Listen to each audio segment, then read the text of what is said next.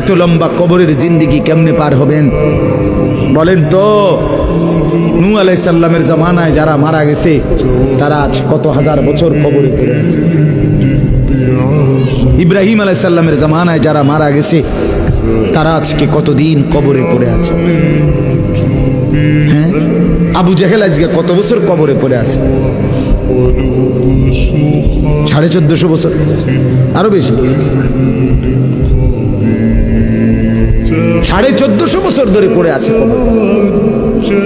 এরপরে তো হাসরের মাঠ, এরপরে তো ফুলসেরাত, এরপরে তো জাহান্নাম, আর তো রইছি।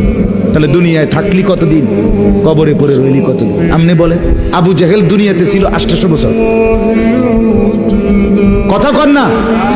আবু লাহাব দুনিয়াতে জীবিত ছিল 900 বছর, তো কবরে আছে কত বছর? তো বাঁচছে কয় বছর? নাহলে 60 বছর, নাহলে 70 বছর, ঠিক কিনা বলেন?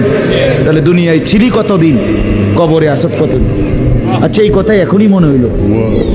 হ্যাঁ, এরপরে তো সামনেটি রয়েছেই মিয়া, এখনো তো কিয়ামত আসে নাই, এখনো তো ইসরাফিল ফু দেয় নাই। একবার ফু দিবে, সব কবরে যাবে, আবার ফু দিবে, হাসরের মাঠ কায়েম হবে। আবার হাসরের মাঠের একদিন, খোদার কসম এই কোরআনে আল্লাহ বলছে, হাসরের ময়দানের এখন একদিন, প্রতি একটা দিন কয় ঘন্টা? হাসরের একদিন আল্লাহ বলছে 50,000 বছর, 50